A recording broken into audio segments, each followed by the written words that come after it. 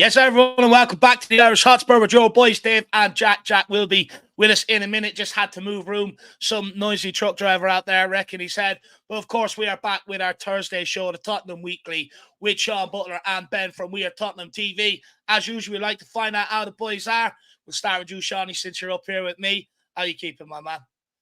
Good, yeah.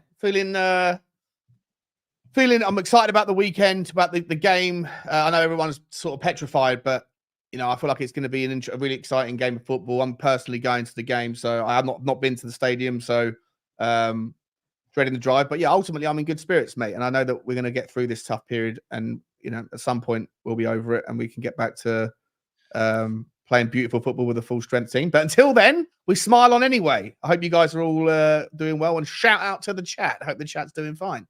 No, I'm all good, my man. How long is the drive to City? According to my Google Maps, about 4.25 hours there, 4.25 hours back. But then you throw in Sunday, you throw in traffic around the stadium and stuff, probably like maybe 5 hours each way. Jeez, lad, you travelled the length of breadth in Ireland up and back in that time. That's madness. Absolute madness. Fair play to you, though. Absolutely love the dedication. Wish I could fly into Manchester Airport to be there with you, but unfortunately, my sister decides she'll have her birthday on Sunday, so that rules that one out. Benji, how are you keeping, my man? I'm good, mate. Happy birthday to your sister for the weekend. Shawnee, hope you have a good trip up to Manchester. Wish I could join you, to be honest, but it is what it is. I'll be on the watch long, but yeah, look, I'm good. I'm also looking forward to the weekend. I think it's going to be a crazy game of football. I reckon goals are going to be flying in at both ends. I'm interested to see what lineup he's going to play and how we're going to I know how we're going to approach it. So that's why I'm excited for it. So let's do it this weekend. You don't surely not 4 in a row. Surely. Look, most teams go to the Etihad, or shall I say, the Etihad, and sort of change their style and their philosophy. You don't think Ange Postecoglou would do anything in that regard? No chance. No. He already said, Ali Gold said publicly he was okay with what happened at Wolves, but privately he was furious. And then latterly, privately or publicly, he came out and said, yeah. And basically in his mind, he probably went, you know what? I knew I should never have gone defensive. I knew I should never have done Conte ball. Never again am I ever going to do anything other than gung-ho football. And, like I say, it's going to be, like Ben said as well, I think there's going to be chances, goals galore. And I just hope that we, hope it doesn't become a cricket score. But it's going to be fun. I say that very well. It could be a cricket score, especially if our defense is the way it is. We didn't take much for Wolves or Aston Villa to break them down. So I feel what Erling Haaland's going to do. What's he got? 19 and 20 appearances or something so far this season. I mean, absolutely frightening. It's going to be. It could easily be Mile High Club settings. Getting smashed in the air. Yeah, but how many times though have we gone up to City being like dreading the worst and come away with a result? You know what I mean? Like happens so many times. So look, it's a game of football. Anything can happen. Look, that's why I wouldn't, especially this fixture, considering our history, and I wouldn't write this one off as a foregone conclusion. The door is still ajar for a potential result up at the Etihad. And look, if it's anything as quiet as the Liverpool atmosphere was, I mean, that would work in our favours too. That would be absolutely brilliant. Let's welcome in a few people while we're waiting on Jacko, and then we will kick off. We have Adrian Schrocco. Good evening, Adrian. Hopefully you're keeping well, my man. Great to see you. We have Chris Hurry, Bordeaux Spurs. Big up, my man. Great to see you in the building. How many's in Bordeaux Spurs? Let me know, my man. Let me know. Dermotron, big up. THFC till I die. I have a feeling we can win on Sunday. Come on, you Spurs. Look, I would say doors a draw, maybe for a point. Is Dermo on delusion land? Is there any possibility any of you see us coming out with a win? Yeah, if we take our chances. Look, we're going to have we are going to have chances. Right? They're going to have chances. We're going to have chances. If we take them, you never know. Look, you have to be crazy to go there and expect to win. But look, stranger things have happened than Spurs going up to City and getting a result. With the way we're attacking, I thought the way we attacked in the first half an hour, 40 minutes against Aston Villa, we were brilliant. If we can keep with that same mentality, we'll get our chances. And if we're clinical enough, then yeah, there's no reason why we can't get a result. Interesting. Chat, let me know if you think the same thing. Is there a world or a scenario where we do come out of the Etihad with a win? Let us know. First 45 minutes against Villa were arguably the best 45 minutes I've seen of Tottenham football since possibly going back as I think the football we played, some of that sensational touches was I can't remember too many games where we played that good football with under Poch. I'd go back to like Harry Redknapp sort of settings to when we were playing that kind of touching football. You know, we didn't finish our chances, but we could have been 4-0 up in the first 8 minutes. Yeah, I totally agree. It was actually mad to watch. I was sitting there just in awe of the football that we were playing. Yeah. I mean, that Bentancur injury just kind of knocked the stuffing out of us because he was like just central to everything that we were doing as well. Yeah. What I would say though, you know, we had a lot of possession, which led us to creating a lot of chances against Aston Villa. Do you see, you know, us having that amount of possession against City to be able to create that amount of chances? Not that amount, nowhere near that amount, but we got to make the possession count at the end of the day, you know. And I thought as much as we had a lot of possession in the opening half an hour against Villa, we made that possession count every time we were on the ball. So no matter how much percentage you have, you need to make that possession count. Yeah, exactly. 100%. It's all about conversion.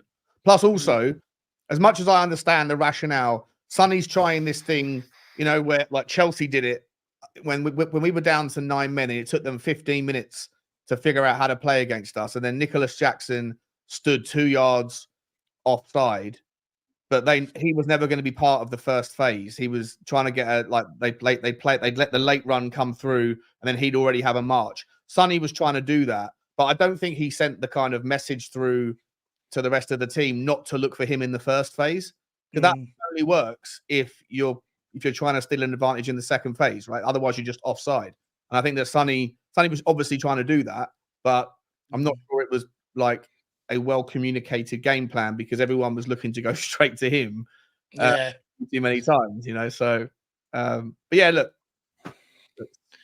Look, if we're to come with a result, Brennan Johnson and Kulu, I think, have to be a bit more selfish and a bit more braver as well at times in that final third. You know, for me, if I'm an opposition defender, if it's 2-on-1 straight away, I sort of position myself between the ball and Sonny, knowing exactly that they're going to look to pass it. I do think Johnson or Kulu have to be a bit more selfish and go for goal themselves. But big up, Tron. Really appreciate the support, my man. Really, really kind of you. Big up Daniela Zito. She says, good evening. Looking forward to the show. Really appreciate you tuning in. Davey H, 1960. Big up Dave, Jack, Sean, and Ben. Hi to all in the chat. Come on, you Spurs. Big up Daniel. Big T's in the house. Hope everyone's doing well this evening. Come on, you Spurs, doing as well as could be. King Huddle says evening. And as always, come on, you Spurs. Love that, King Huddle. Good to see you in the building. George Cardaras says, good day, all. My bet is City win and both teams to score. May as well make some money if we lose. Sean, you any bets on for this weekend? I haven't yet. I will, of course, I'll put some on, but I don't know whether I'm going to be loyal or go in terms of FPL. I think the obvious thing to do, even though I've like taken him out a long time ago and it's cost me a fortune. I think Haaland is probably, you know, if you're going to triple captain outside of a 2-game week, this weekend probably makes the most sense to do it when you think of the, as I said earlier, you know, mile high club settings. I think we could easily get absolutely smashed in the air, you know, and I think so Haaland, yeah, maybe I'll definitely have some bets, but FPL, I'm tempted to put Haaland back in.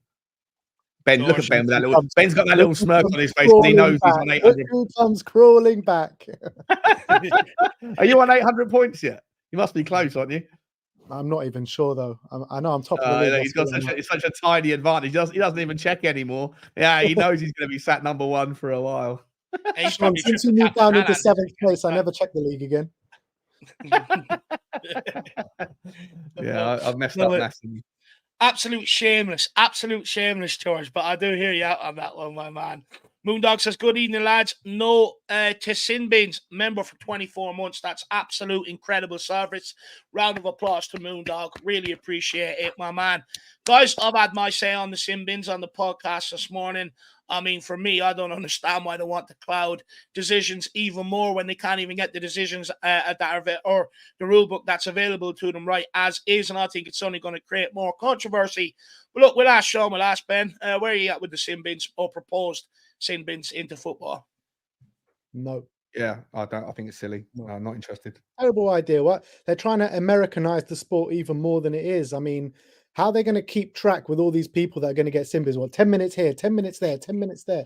I mean, it's an absolute joke. It really is. I mean, they're having enough trouble it is trying to do VAR. How are they going to do sin bins? Like, and also I heard they're trying to bring in like more power to VAR with yellow cards and corners and this and that. I mean, like, they're trying to run before they can walk at the moment, and they need to get what they're doing right now down to a T before they can move on and start like implementing other sort of rules where the refs and VAR can have more power. I mean, it's a joke, really. It really is.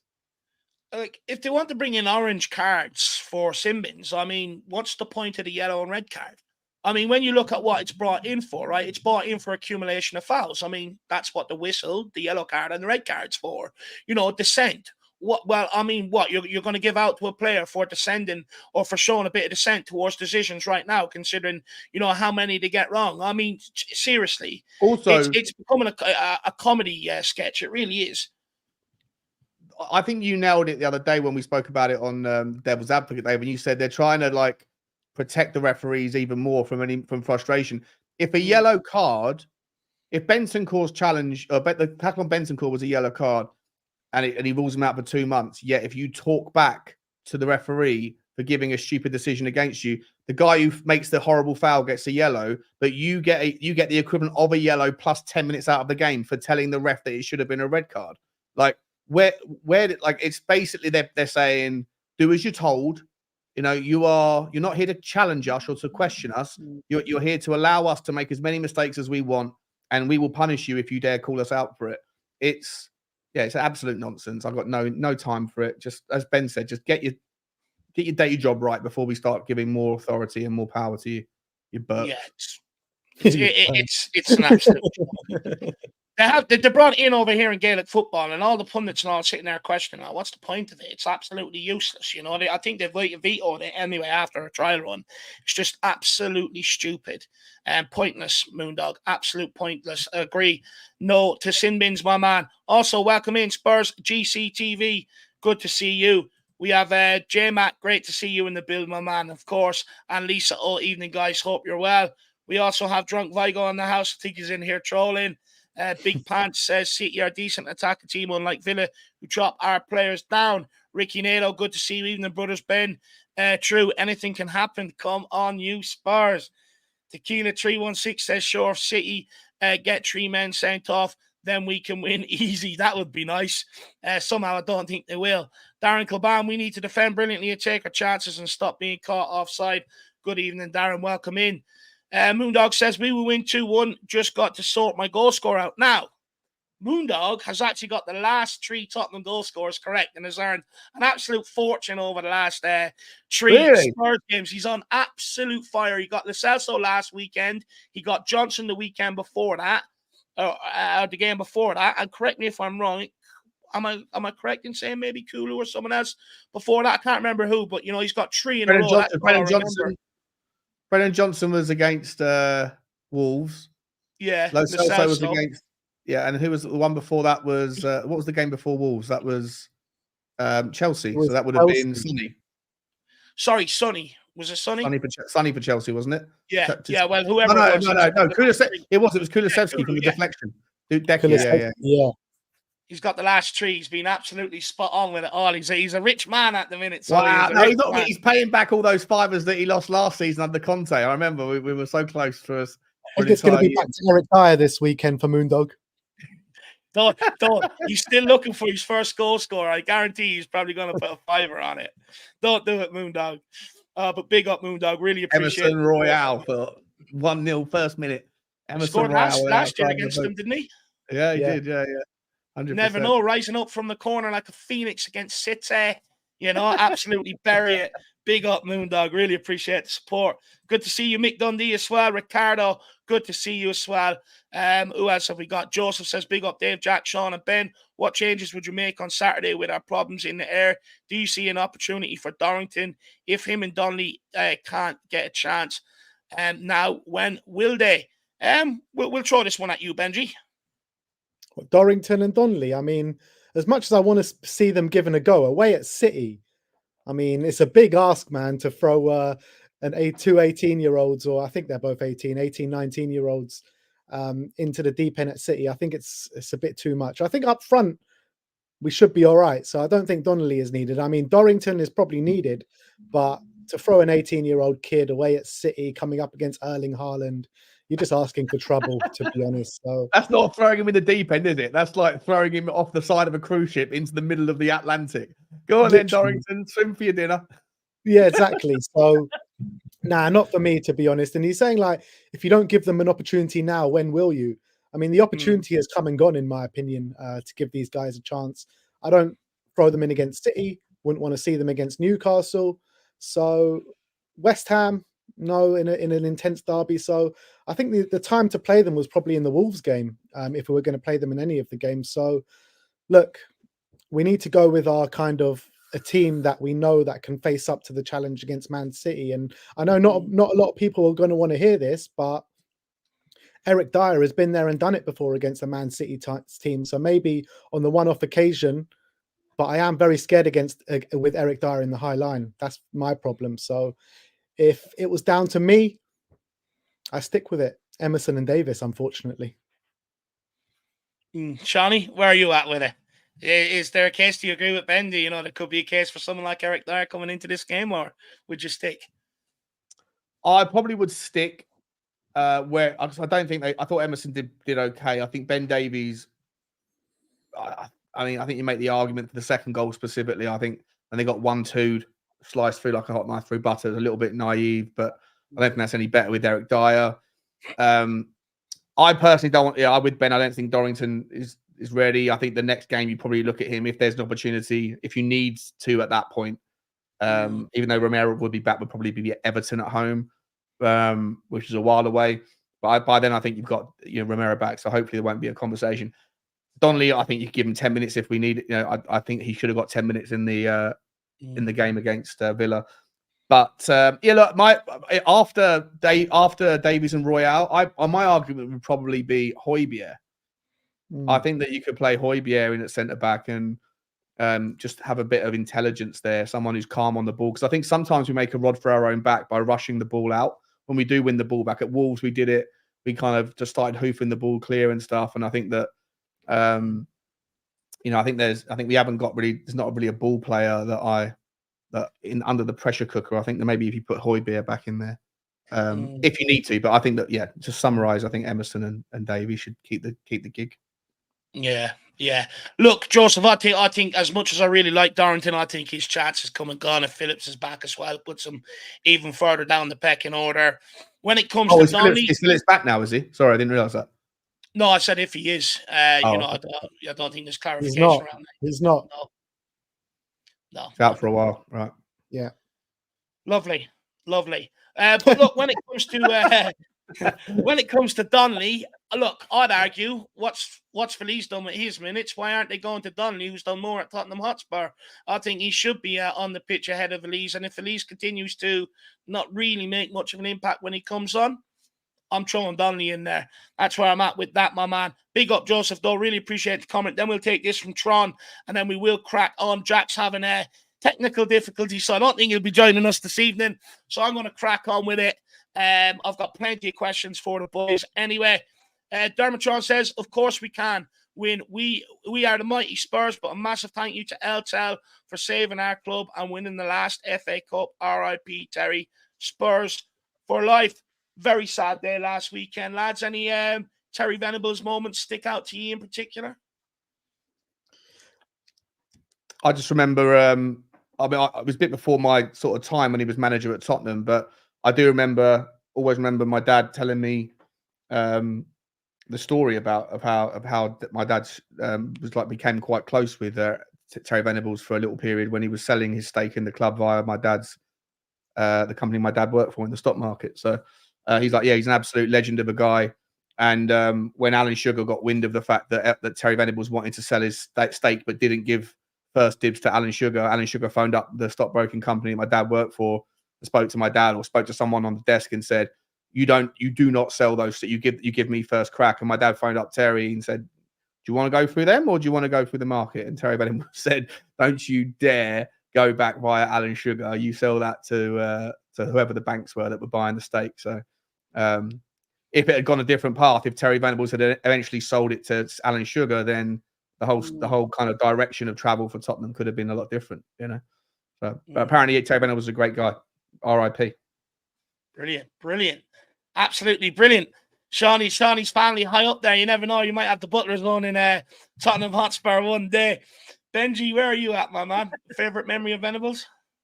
Well, again, like Venables was a bit before my time, but the amount of times I've watched the semi-final and the final of the FA Cup back in '91 with Terry Venables and his big smile going up there to lift the FA Cup. It's actually mad to think that he was actually the last manager that won us an FA Cup all those years ago in '91. When at that time was a record number for anyone in the FA Cup. No one had won it more times than us. And now I think Arsenal probably won it nearly double the amount of times than us, which is horrible to think about. But I also kind of vaguely remember the Euro 96. I know it's not Tottenham related, but I think that was the first time in a while that the whole nation came together supporting England again and kind of put England back on the map a bit in international tournaments. So I kind of have those two memories from him. I don't know how you didn't win that Euro 96 with the squad you had at the time. It was absolutely unbelievable. Southgate, mate. Even Southgate's mum said to him after he was obviously devastated, and his mum said, "Why didn't you just put your foot through it, son? You know, your own mother, rather than going, come here, it's okay. I know the world hates you, but I love you." You know, she goes, "You Burke, put your foot through it." To stick that guy gets, it's absolutely unbelievable. Brilliant. Big up Dermatron, though. Really do appreciate the support. Just a quick flash up of some names that have maybe come in. Todd K, good evening to see you. Who else have we got? KPV, as always, great to see you. Dr. Tottenham is in the house. We also have Jimbo, great to see you, Jim. Mick Vickers. We have Black Hazini says, to be fair, Tanganga had the first and best game of his Spurs career against Liverpool when they were flying. Yeah, absolutely. He says sometimes you just throw the kids in the mix. Absolutely fair point. I think Ledley King also made his debut against Liverpool in similar fashion. My man, big yourself up. Big up, Jacob. Great to see you, along with Ed. Great to see you. Shawnee Mannix, is always great to see you. Kuv, I haven't seen you in a while, my man. Hopefully things are okay. Great to see you in the building. Also, along with Tony. Tony Demovsky, absolute great name, great last name. It just flows off the tongue. And Scotty Hynam as well. Good to see you, along with Talk and Ball as well. But as I said, Jack won't be joining us this evening. There's a few road works and everything else going on, so a bit of madness. So it's just myself, Sean, and Ben. We are going to crack into some of the talking points that we have for today's show. As usual, all we ask you guys tuning in to do is please, get your thoughts and stuff in the chat as we go along. Engage with us. Feel free to smash that like button as well. Also, a massive help to everything we do. And I know it's a big, bad world out there. Inflation is high and everything else. But look, if you want to support the channel or anything we do here, you can do that in a number of ways. Via Super Chat, great way to engage with us during the live show on everything we're doing. And also cutting us off and bringing your talking point to the table. Or grab one of them channel memberships. Great way to support everything we're doing. A good community section going on there. So make sure you become a part of that. But look, let's crack straight into it. Let me get back up to the top of my document. I sound very official. Now, Nizar Kinsella of the Evening Sport says Eric Dier could leave in January after, again, being dropped. A loan move for the disgruntled. So we'll start with Eric Dier. Eric Dier, lads, we'll start with you. Do we think now this is the end of him come January, or do you think, there's a scenario he'll probably still be here come end of season? Just let him go for free, man. Just let him walk for free. Like, what is the point of holding on to him until the summer if he's not even going to play when he's the only naturally fit centre-back left in the squad? Like, there is literally no point having him around, to be honest. And we made a mistake letting go of Davinson Sanchez when we didn't bring in a backup. I think Japhet Tanganga probably comes in and goes above Eric Dier in the pecking order. So just let him go. Let him go for free in January, unless you can get a fee in. If you can get a fee in, great. But if not, let him go for free.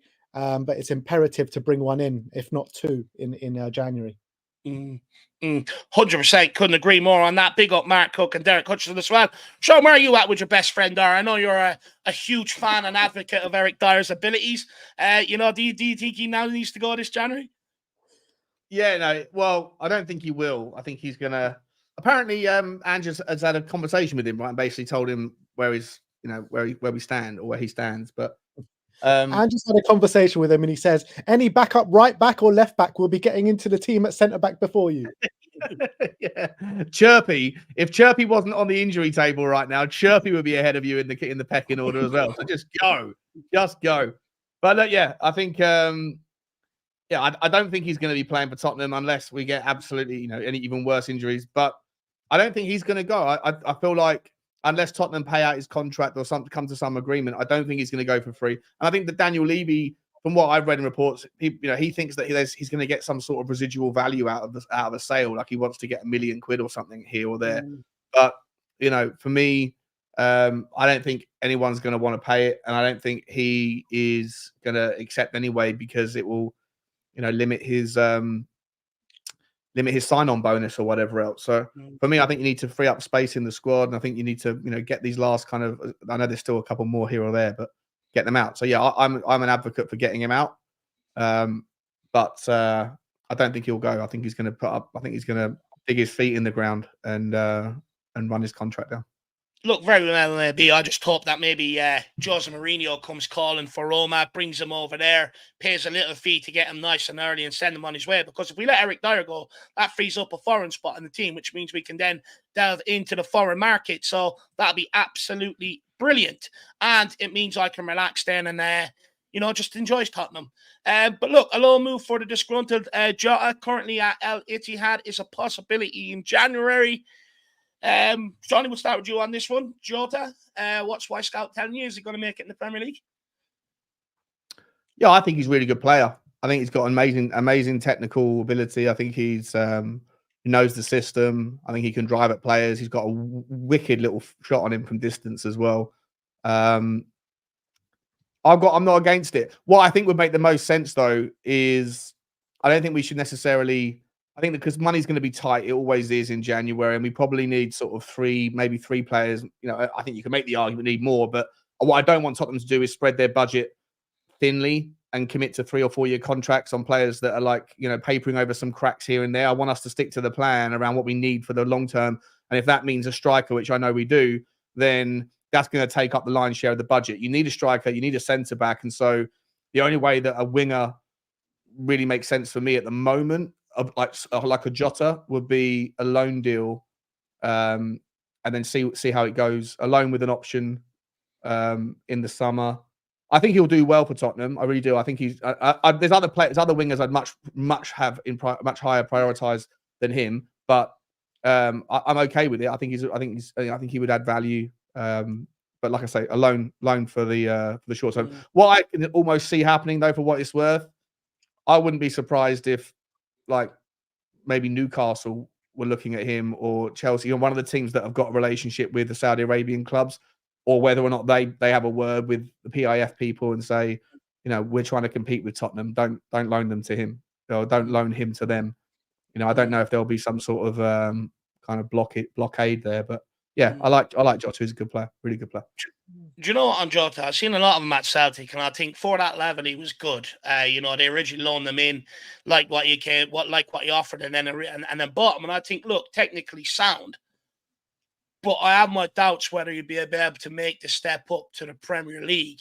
I'm just not sure he would be able to make a step up to the Premier League. He hasn't played too much out at Al-Ittihad, and for me, he's not going to come here and hit the ground running. He's going to have to, go through an intense training camp to get him up to speed and stuff like that. I'd liken it to when we signed Gareth Bale from Madrid. How long did it take before we seen him?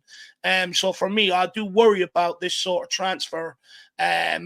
Look, if it is a loan, see how it goes for 6 months, and then, reassess it in the summer. If we need bodies in and we can't get our other targets, I'd say take him in. But Ben, is he much better than someone like Gill or the other options we currently have? I think that he's a player which obviously Ange knows really well. He's a player that fits the system, that knows the system really well. So I think that he's probably more ready than a Brian Hill.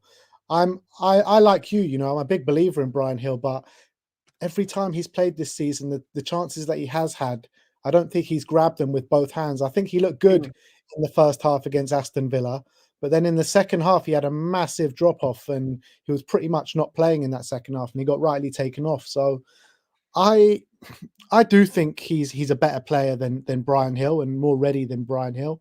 But I think I've read a report as well today that, like what you're saying, like Ange doesn't know if he's physically ready for the Premier League. So it's a hard one to judge because we don't know until we try, essentially. So I would like to bring him on loan. I was a big advocate for bringing in Jota in the summer. I thought he's a player that can come in, get Ange ball straight away and kind of lead the way in that sector. But I think we're crying out for a proper left winger who's a one-on-one demon who can take on his fullback consistently. And I think he can do that. It's just a question of if he is physically ready. But I would take the chance if it's a loan move till the end of the season, potentially with an option to buy if it works well. So I would say yes, but I can understand if Ange doesn't go for it because of the worries that he does have. Yeah. Just quickly, Dave, just before we move on, I completely agree with Ben. And I agree with you as well around the fitness, like getting him up to speed. I do think he's got the game plan in his mind, but whether he's physically fit is another one. And you don't want to lose out on another 6 weeks or 4 weeks of not having someone. But like I say, it all depends for me on the budget, right? Like how much budget do we have and how are you going to allocate it? But if there is change and you can get, there's so many left wing or there's so many wingers that are like have dual purpose that can play on the left or the right that can do what Tottenham need. Like every single club in the Premier League has a winger, or nearly everyone has a winger that can drive at players and do what we need. Apart from Tottenham, we've got 95 million wingers, and none of them can do what we need, which is someone that to drive at. And if you go to somewhere like Bruges, where they've got 2 or 3 of them, I don't know whether or not Bruges could do with the money, but you could go and get the Noosa fella. I think Scott Olsen's an option. You could go to the play that is it Williams, Nico Williams in Nico Williams. He'd be my number one. Williams is also fantastic.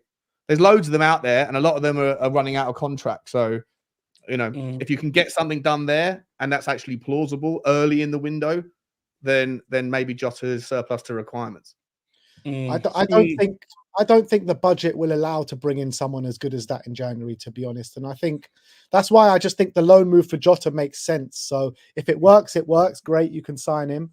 If it doesn't, then you go and spend bigger money on one of those other players, or even just have him till the end of the season and go spend your money elsewhere anyway.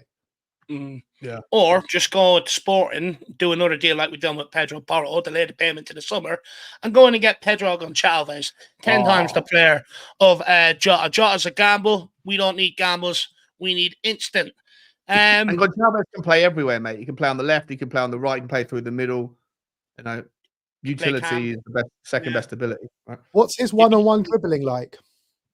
Good. Very good. Yeah. It's good, He's but in the top 5% and everything else. Sorry, he's incredible, yeah. Yeah, sorry, I was going to say he's in the top 5 percentile for everything you could want from a player on the ball. And he gets back and helps out defensively as well. Yeah. So. Yeah. He's a very good player. And with his passing of the ball, that's what I like most. He's how good he is at passing. He can switch play and stuff like that. He definitely excites me. Jacob Steinberg of The Guardian says Tottenham are looking for a centre-back and a midfielder this January, and although they are open to signing, I've absolutely butchered that. Tottenham are looking for a centre-back and a midfielder this January, and although they are open to signing another forward, it's not their priority. Where do we stand on that, lads? I mean, missed a lot of chances over the course of the weekend going into the Villa game. You look at where we are to Man City, sort of conceding in and around the same, but City have by far outscored us. There's a lot of debate around the summer, sort of, do we need to bring in a striker, this, that, and the other? Where are we sitting at with it now? Do we need to bring in a striker this January? I'm not too sure. Striker in January, I mean, if we can keep Sonny fit for the rest of the season, only playing 1 game a week, I don't think it's like the be-all and end-all if we bring in a striker this January. I think 100% by this summer we have to bring in one, 100% if we're going to be back in Europe next season. I'd love to get that Santiago Jimenez from PSV. But In my opinion, I'd prefer to focus on centre backs and a left winger for January. You know, make that work, and then in the summer, really focus on a top striker. Sean, are you at the same with Benji, where you prefer maybe a winger over a striker? I mean, I think we need 3 players in January, 3 positions. I think you definitely need a winger, because I do think that, as I mentioned before, I think that Manor Solomon is a player that just looks good on the asset sort of on the balance sheet.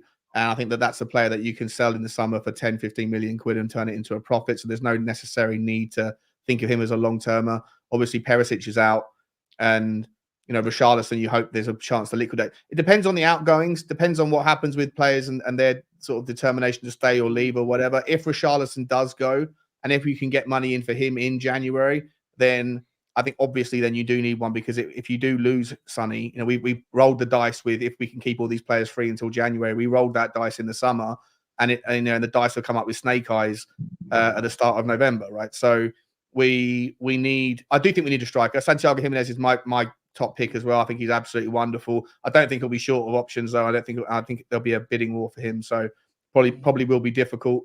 But yeah, a centre back, a winger, and a striker. If we can get all 3 done in January, I think it gives us a really good march into the second half of the season. But what I would say is I don't think we should rip up the script, and change the plan because of our injuries.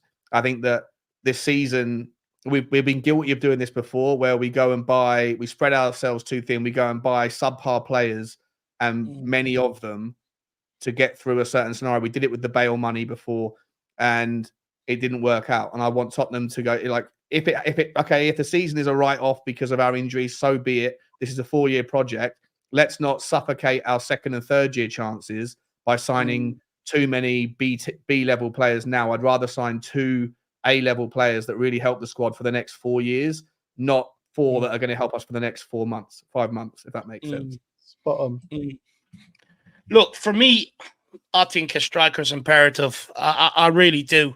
You know, the defense was the reason why we went on that 10-game unbeaten run. The defense and the goalkeeper were able to keep teams out. Now that we're back in the position where we were last year, where we have to outscore teams, I don't think we have the goals in this team. Look, Sonny's done an incredible job, but I always, you know, sort of highlighted the concerns over the summer that I don't think he's going to bag enough goals over the campaign to become a real sort of leading marksman in the Premier League in that regard up front. And I think we need to go into the market. I think, you know, everyone's looking at the wingers, but I'd argue if they had someone like Harry Kane, they'd probably have a lot more assists on the radar, because when they're going to cross the ball, there's no one to cross it to. So I still think, regardless of if you sign other wingers, you're still going to have that similar sort of problem. For me, Son up front was never the plan in the first place. It was an adaptation that Postecoglou made when Kane left the day before the season started. It's worked out, but I do think not buying a striker will come back to haunt us. Especially with how long he knew Harry Kane was leaving all summer. Huh? He said he knew Harry Kane was leaving all summer.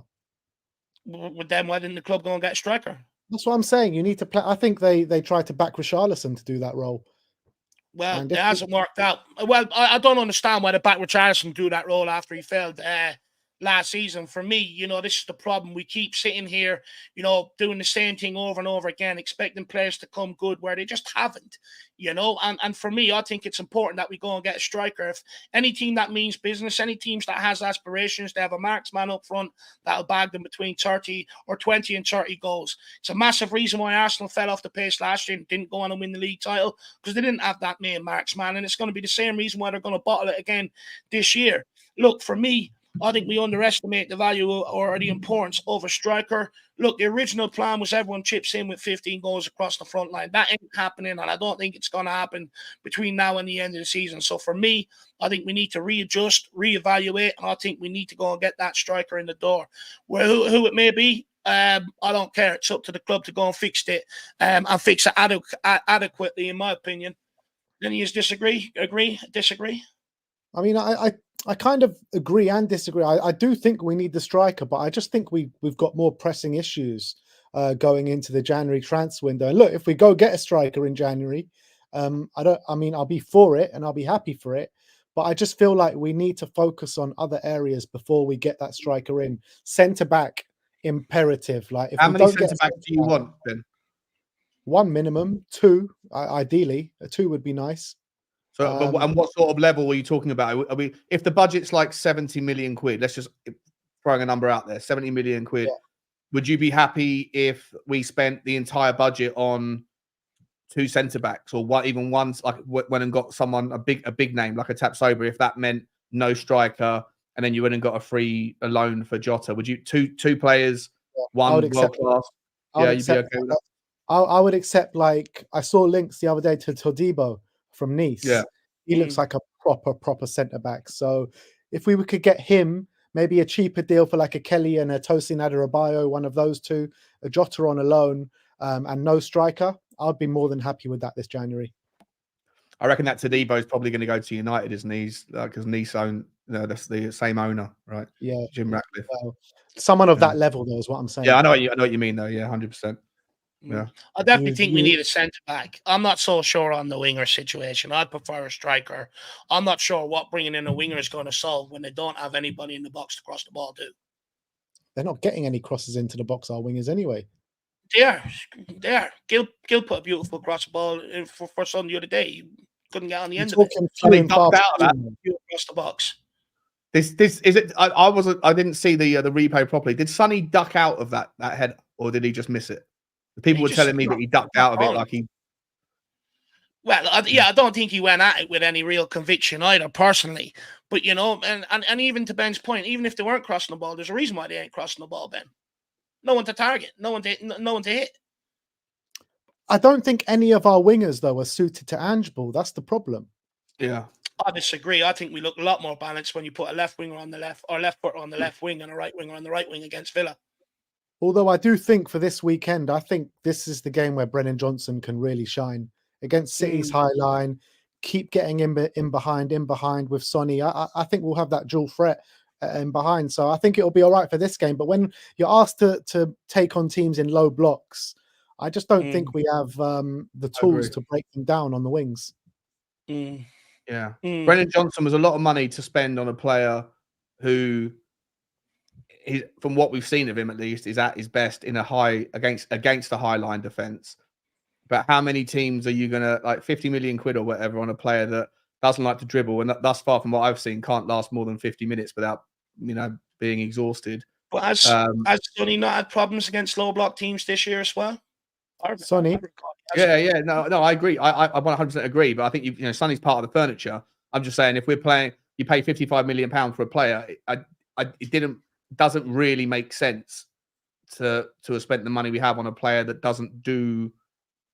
We haven't at least seen him do what Ange ball really is about. He's not someone that dribbles at players. He likes to do kind of what Sonny used to do, right? Which is play off the shoulder and get in behind. And most of the teams we come up against, 13 of the teams in the Premier League are going to sit in and try and low block us. So does that kind of negate Brennan Johnson's value a little bit? I think so. I mean, it goes back to what we were saying last week, Sean, about the small sample size. And I think we've had one game since we had that conversation last week here. And I think against Aston Villa, actually, he was doing that a bit more, as the game wore on in that first half. I felt he was running at his fullback a bit more. So maybe as time progresses, he'll get more used to that role. I'm more worried about his fitness, to be honest. He touched the ball 9 times in the first half. And by the 55th minute, his hands on his hips again, walking around the pitch when the ball wasn't near him. Same against Wolves away. You touched the ball 9 times, mate. And you're not getting back and defending because that's not part of your requirement. So what's going on? You're 22 years old. You weigh about 10 stone. It can't be that exhausting just running around. It's not like you're a big lump.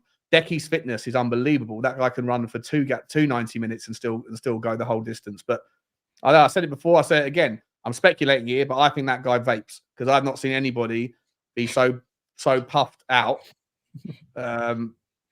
without doing very much. It's worrying. Look, I think there is better to come from Brennan Johnson. I think, just give him a run of games. I think we'll see a much better Brennan Johnson. But look, I do doubt whether Tottenham will buy a winger this January. I mean, we've already bought 3. You brought in Kulusevski permanently. We brought in Brennan Johnson, and we brought in Mana or Solomon. I'm not sure how much more we're going to spend on wingers. And again, you know, I just, even if you do have a winger that takes on his man, how are they going to find Son against low block teams? The problem is we don't have anyone in the box to cross the ball to. How you break down low block teams is getting the ball down the sides of them, in behind them, and whipping crosses in. We don't have that guy in the middle to be able to do that too. So for me, I'm batting down the hatchets on a striker. I think it's very, very important that we do get one. I think it'll come back to haunt us. If we don't, I'm just not sure we will end up bringing in another winger after spending so much on wingers well. You know, City and I would say it's not that much, but to us, it is that much we've spent on wingers. But look, we've a couple of super chats here, guys, and then I want to crack on and talk about, you know, our City or our Tottenham trying to maybe replicate that Man City model that they've built. You know, there was a great article put out by The Athletic today, and we'll sort of give our opinions on it. Moondog says, I never thought we would be where we are in the table and playing good, exciting football this season, so I'm really happy the way we are going. I think we spoke a bit about this sort of last week, right, guys, where, you know, maybe people's expectations changed and stuff like that. But if you go back to original expectations, we're on track. I mean, look, Moondog, I'm nowhere near losing patience with Ange Postecoglou whatsoever. I understand the problems. You know, I've looked back at the patterns in and around October, November, December.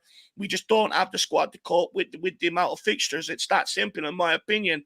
And for me, you know, I just hope we don't put the pressure on Ange Postecoglou and realize we just need to get to the January transfer window. That Ange Postecoglou is the man. He's the real deal. But look, who wants to answer this one, Ben or Sean? Cool, I'm happy to. I mean, I remember speaking about it with you guys again last week about talking about expectations and what your expectations were coming into this season. I think we all got lulled into a bit of a false sense of security after the first 10 games, unbeaten, top of the league, playing great football. We all said coming into this season, once we get a few injuries, you're going to see the holes in this squad. And that's exactly, we got it tenfold in that Chelsea game. Our whole season pretty much fell apart in the space of 5 minutes. Maddison, Van der Ven, Romero sending off. So I don't think it's a surprise to anyone that with the injuries and suspensions that we've had to deal with, that these results are following it. So I just have a message to all Spurs fans. Just stay calm, stick with the process, cast your mind back to what you were thinking about coming into this season and put your mind back into that mode and go, look, we got a good manager in, we're building a good squad, we're in the building phase. If we get Europa League or just about make Champions League this season, it's a good season. So just keep with that mentality and we'll keep building, keep growing. We're on a good path right now. So let's just keep that good momentum and good mentality about us. And a few losses, even 4 losses in a row, shouldn't sway us away from that. So I'm still positive about what's going on at Spurs. I'm liking the football. I'm loving the manager. I'm loving the caliber of player that we're bringing in at the moment. It's just we're not a finished article yet, and that's all it is. Once we get to the end of next summer, if we've still got these holes in the squad, that's when I'll start worrying. For sure, I definitely echo that message. For sure, you know, I think we need to stick behind Ange and back him, and I think, you know, next season is where we should really get excited once he has his squad. Sean, are you on a similar sort of vibe, or, you know, we're Spurs fans, we don't have patience, right? No, well, look, it's all I was asking for, mate. You know, I took a lot of heat when I've always said, like, give me good football first and foremost, because I watch Tottenham to be entertained. This idea that, you know, if you can guarantee me a trophy, but you play pragmatic, terrible football, would you take it? But you can't. It's a moot point because you can't guarantee a trophy. We've tried the pragmatic, boring stuff. The same teams win the trophies, you know, every year for the most part. So, if we're going to have unsuccessful football generally at Tottenham, then I at least want to be entertained once or twice a week in the process. And under Ange, I've got exactly what I wanted. So I don't care if we lose 8 on the spin because of the circumstances right now. I'm not going to throw my toys out. I'm not going to throw the baby out with the bathwater. I think that, you know, you have to give this guy 2 years. I think that the circumstances are absolutely terrible at Tottenham. No one, I don't think, could have foreseen this. I don't think anyone foresaw the start we've got. And look, I don't think we're going to win. I don't think we're going to finish in the Champions League places this year. I think that there's too much really strong competition, and there's too many things that have gone wrong with the squad at the moment. I think that we're going to be licking our wounds all the way through until February, and by the time we get half of our injured players back, there'll only probably be 7 or 8 games left. So I think that the consequences of the injury just mean this season's a write-off. If we can somehow scrape European football of any kind, I'll still consider it a success. But for me, I'm keeping my eyes firmly on the prize here, which, as Ben said, is continue with the squad. We are a rough diamond at the moment. We can polish it in January. We'll polish it a bit more in the summer. And hopefully then by next summer, we can be a team with depth, a team with a wonderful first 11. Hopefully everyone's back fit again. And these long-term injuries can be something that we'll look back on and laugh about in a year's time. But there's not short of some weird black swan event.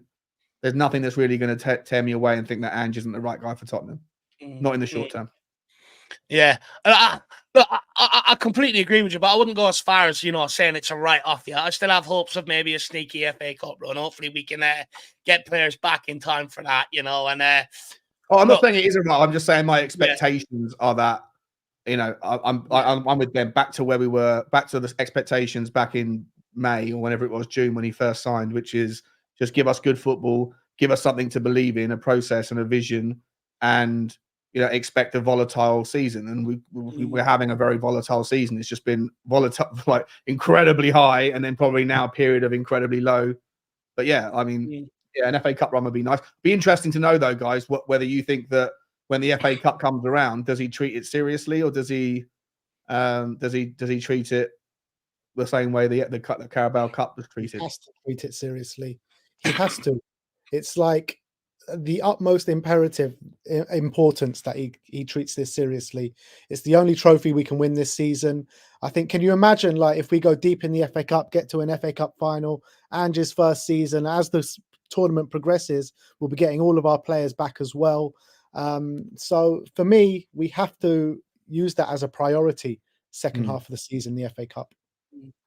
I think by then he'll know who he can trust, who he can't trust as well. And I think that maybe team selection will reflect that. I think the team reflection will probably, reflect the caliber of team we're playing. I don't expect him to go full strength. However, I don't expect him to rely on some of the individuals he relied on in the Carabao Cup. So be interesting to see what happens when that comes around. But Moondog, big up, my man.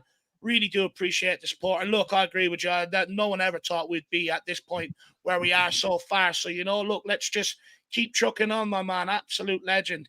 A user says, okay to me. You, Dave. Quick question for you before you move on. After the conversation we had last week, are you backing Giovanni Lo Celso to start this weekend? Do you know what, Ben? I said I've been saying on my streams, I actually thought he had a very good game at the weekend against Aston Villa. However, one swallow does not make a summer is the old famous expression. And for 4.5 years, we're a service, one game, and we're guilty of this at Tottenham. We do it all the time with Dier and Davies and all the other cohorts. One game, everyone loses themselves, goes into a dark room, grabs the tissues out the bathroom, everything else. For me, with Giovanni Lo Celso, let's see how good he is this weekend against Man City. Let's see if he can drag our team forward. Let's see if he's up to Tottenham Hotspur standard. But look, I also said, I want him to play well. I wanted him to play well against Villa. But I expect it to be a run of games, not just one game. I can't come out and wave the white flag yet, Ben, after one game. Come back to me after 7 or 8 games, and I'll let you know. But look, so far so good. He's done everything I've asked him to. I've asked of him. It's just a shame I've had to wait 4.5 years. But also, Dave, the first time pretty much he's played in an attacking system at Spurs. Yeah, but he had the Carabao Cup game, didn't do anything. Had a couple of subs appearances off the bench, didn't do anything. So for me, look.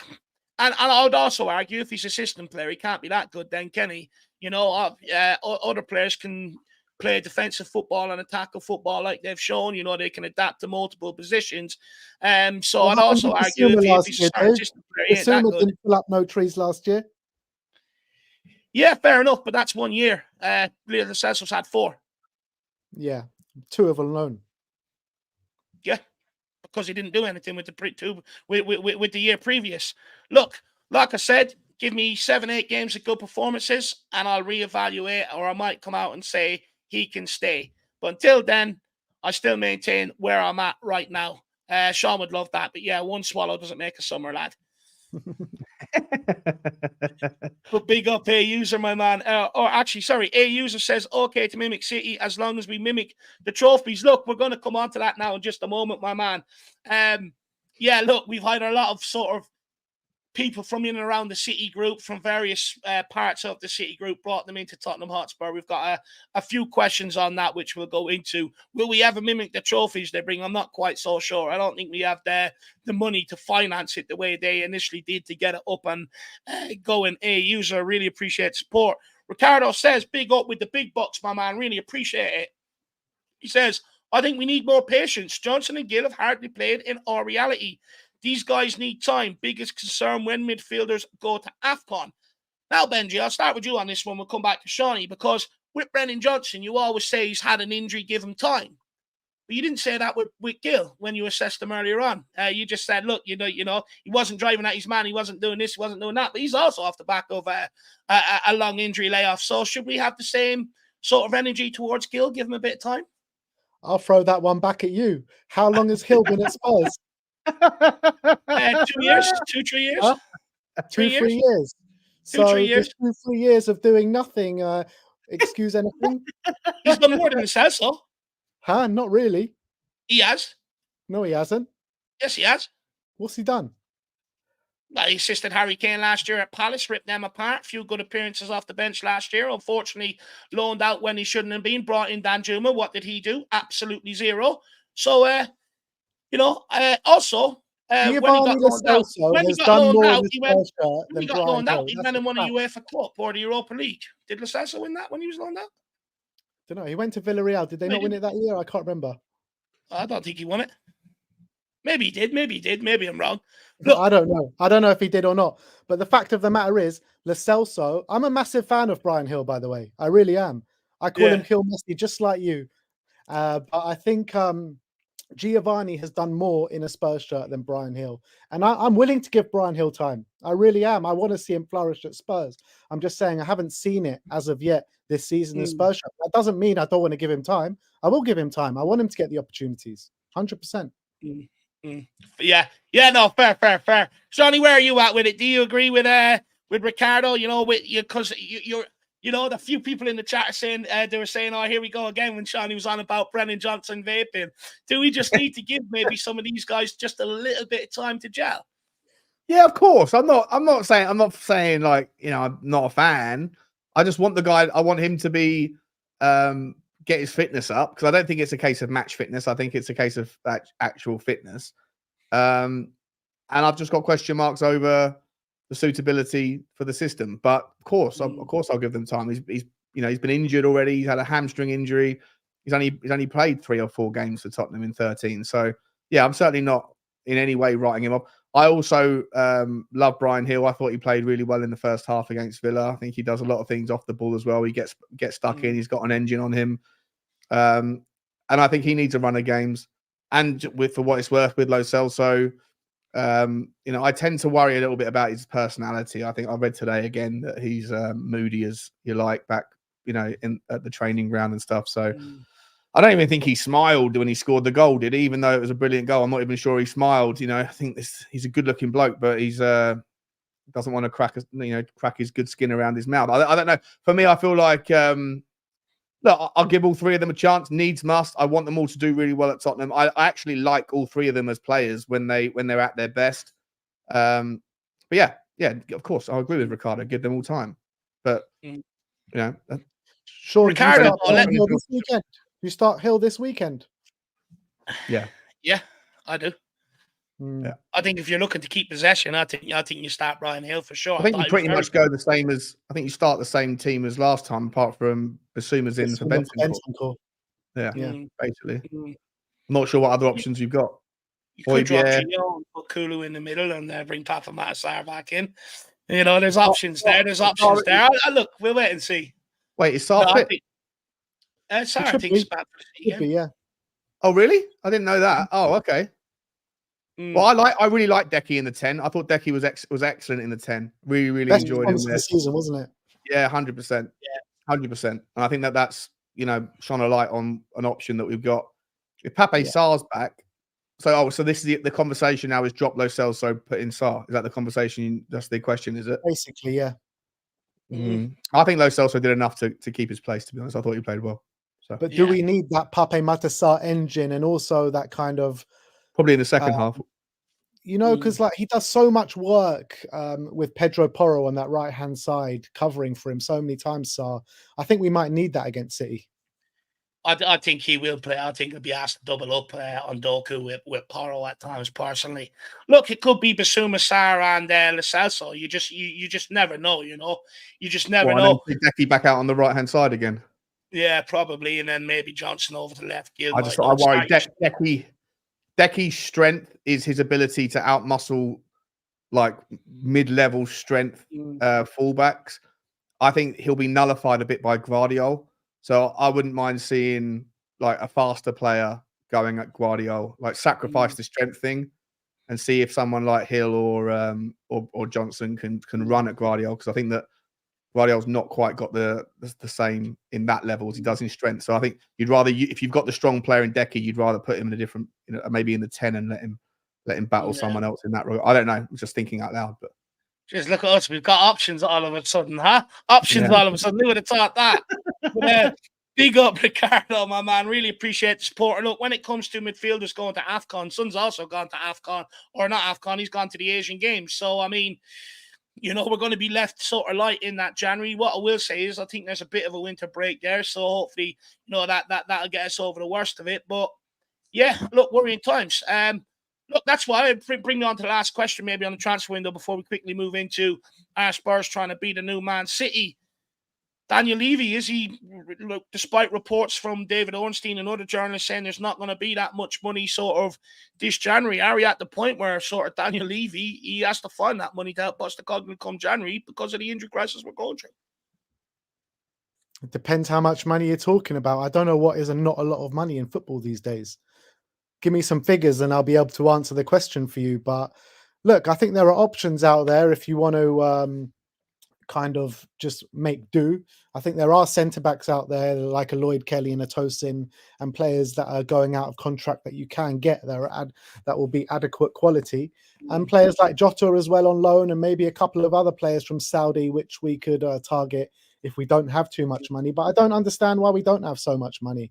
We got a stadium that, Sean was probably more equipped to answer this one, but we got a stadium that shits out money every year. We sold Harry Kane for shitloads of money. I know we kind of spent it beforehand, but I thought we're like one of the most profitable clubs in the country. Sean, let's bring in the financial expert here, Shawnee. Do you want to give Benji a breakdown of the finances, or where do you think we're at? I think there could be money. First and foremost, there's 50 million quid sat in escrow, right? That was never taken from the 150 million. Quid. That hasn't been taken, right? So that should be withdrawn in the summer. Well, no, because it would have to have been announced to the via the club that the last 50 million would have in order to meet the requirements of the legal of the financial industry. So that it hasn't been taken. So the last 50 can be taken. But apart from that, look, I think when you look at the fact that all these other clubs are up against FFP, this FFP thing is like a bit of a noose tightening around the necks of a lot of clubs.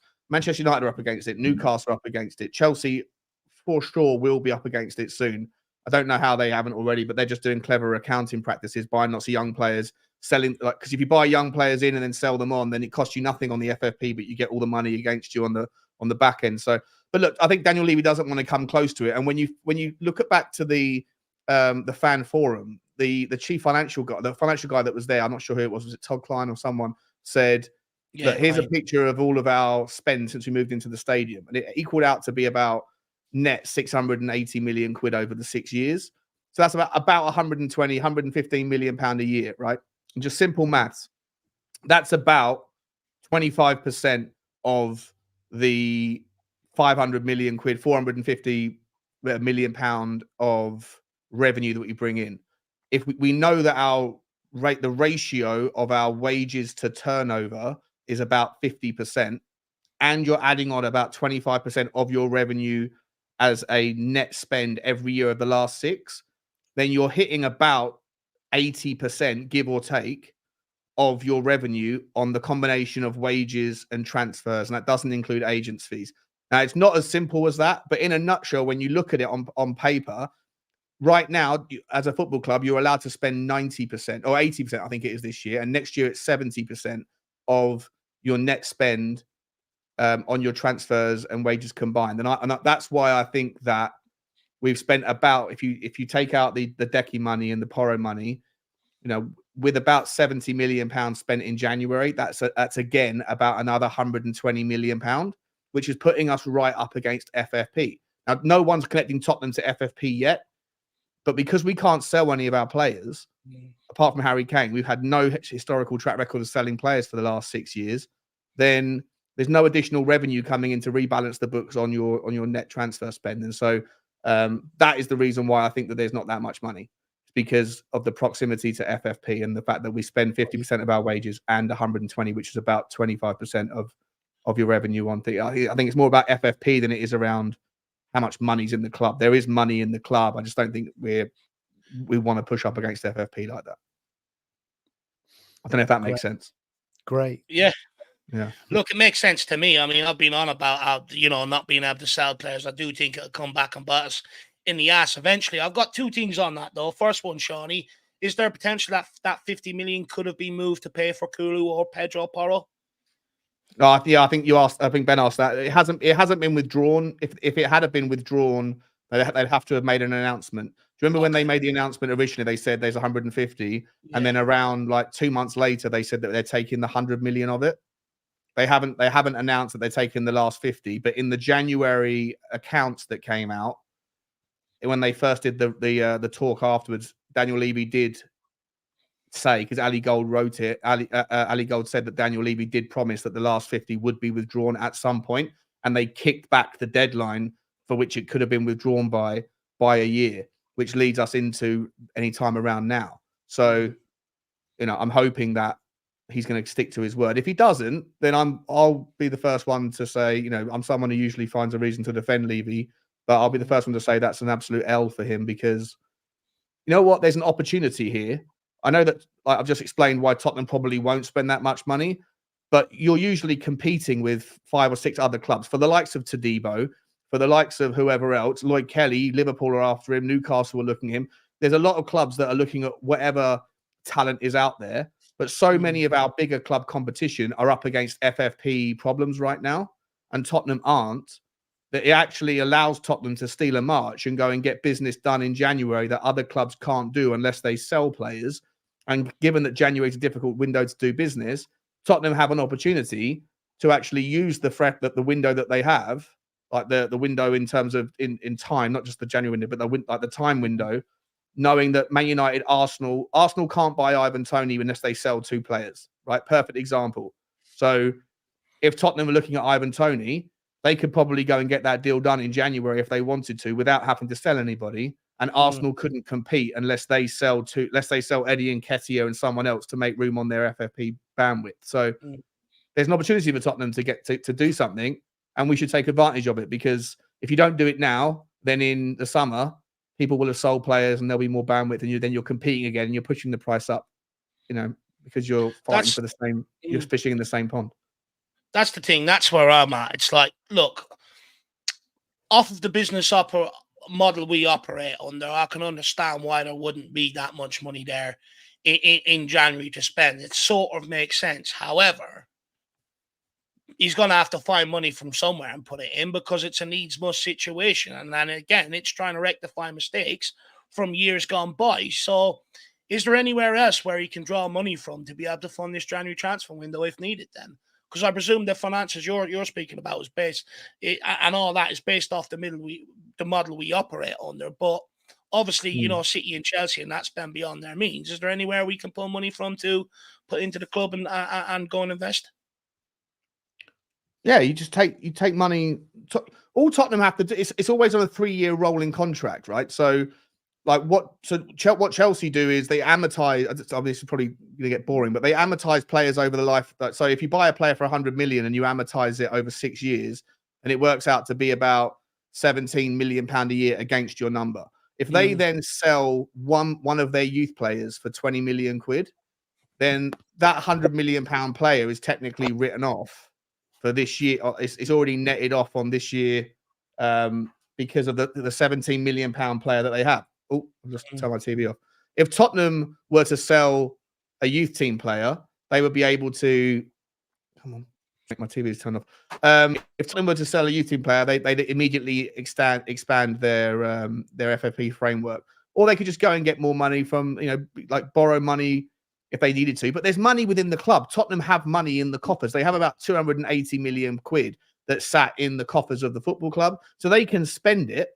It's just a case of whether or not they're going to be able to sort of get that money back next year or the year after. And I guess that's why we're prioritizing all this youth talent, is that in the hope that if they're not good enough for Tottenham in 2 years' time, then you can sell them to a club that they are, and then net off the FFP difference that way. But we've got money to spend. We're not limited to £70 million. We can spend more than that and then just kick the can down the road in terms of figuring it out. It's just whether or not Daniel Levy wants to do it. And he doesn't ever seem to be a guy who wants to break the sustainability of Tottenham Hotspur in terms of unnecessary outlay, or what he thinks is unnecessary outlay.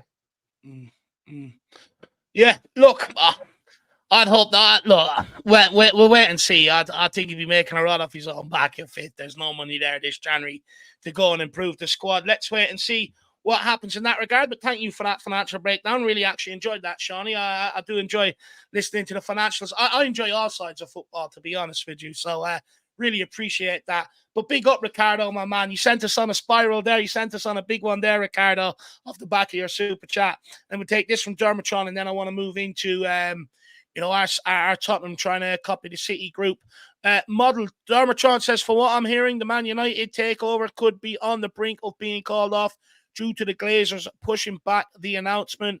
And then we need a centre-back ×2 in January. It'll be interesting to see what happens there. Dermo, if it is called off. Somehow I don't think it will be. I think it will go through.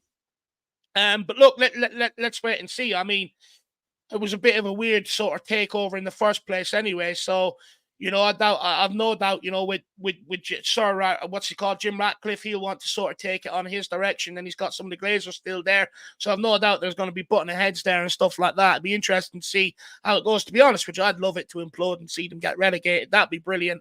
In terms of centre-backs, Tron, look, the more the merrier I'm at this point. But for me, I'll be honest, I'd actually rather us go and sink our money into one good centre-back that will legitimately come here and challenge a Romero and a Van de Ven, rather than split it between two that are automatically backups when they come here.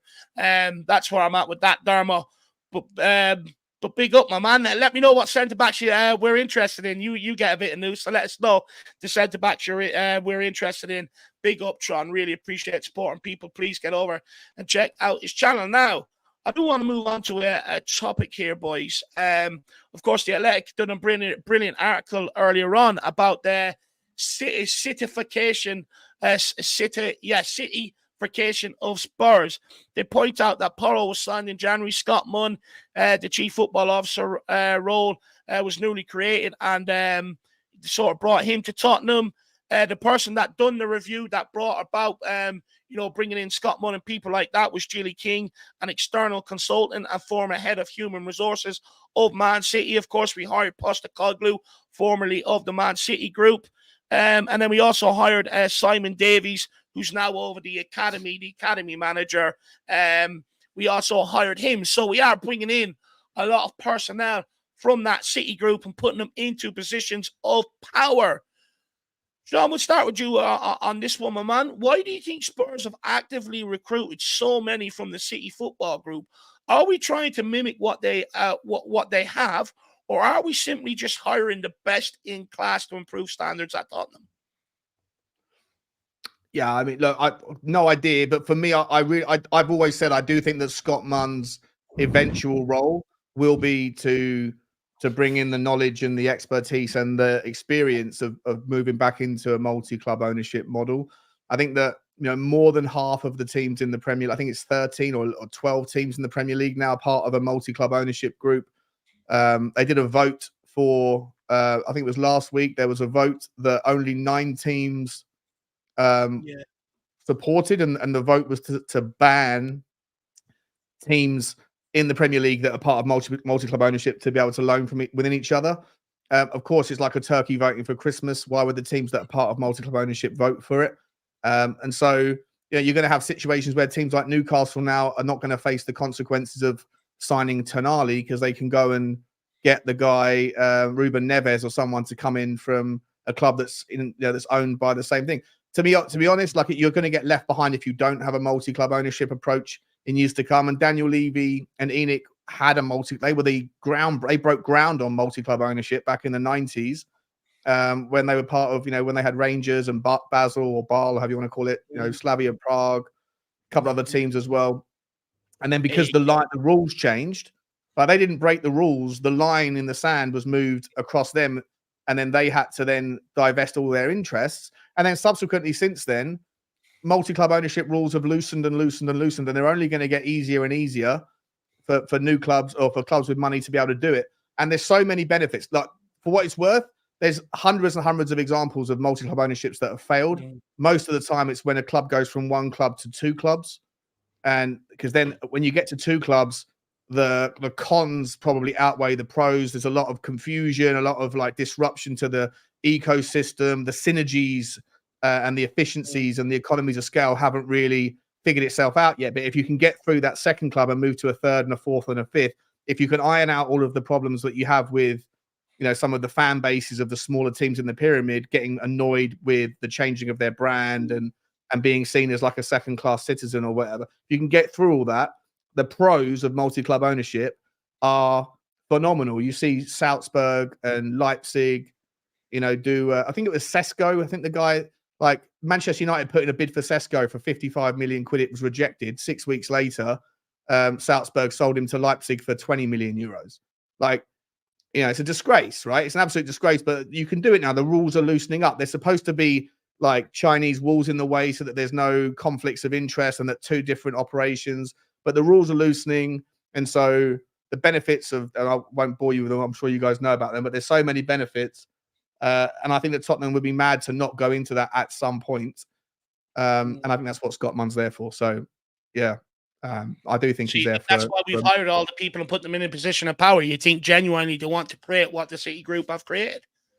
Well, I think that we won't get to City Group's level, right? I think they've got 17 clubs now around the world, and they had all the money to be able to just go in there and create excellence in all of these places immediately, and then the benefits, are now just like speaking volumes, and it's amplified. We won't get there, or at least not for a long, long time to come. But I don't see the problem in having, 2 or 3 clubs, or maybe a club in South America.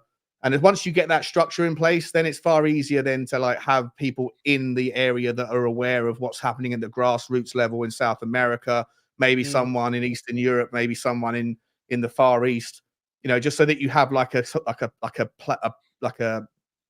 structure in each corner of the globe, so that you have those people there that are keeping an eye on what's going on in all of the kind of minor leagues and in the youth setups and the grassroots academies. And so I think I think it would make absolute logical sense.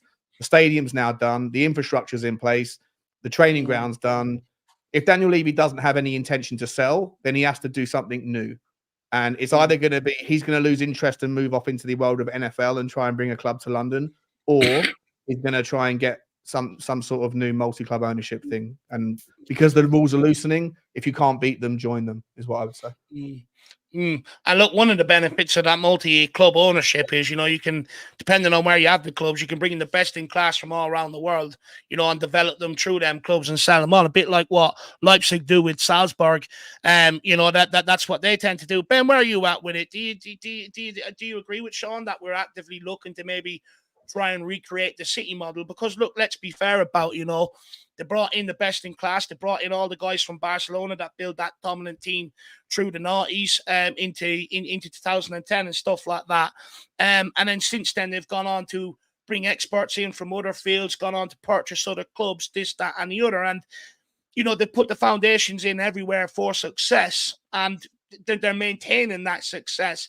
Is that what Spurs are trying to do here, or are we just simply picking off the dregs of it and trying to do it on a poor man's budget? I think Daniel Levy probably is looking at the City Group as a model to go on. I really do believe that. And what better way to implement it than bringing in the guys that help grow it? So I think it's a great idea, to be honest. And when you're looking at City and the way they've done their business, everyone always goes, "Oh, City, Chelsea, Man United, they just throw so much money at it." And I think that was true at a certain time with Man City. But when you're actually looking at since Pep Guardiola's come in, or maybe just after, and the way they actually do their business and the way they structure, they don't overpay for players anymore. They have their certain prices on players, and they don't go over it. And they bring in the right players for the right roles in the team.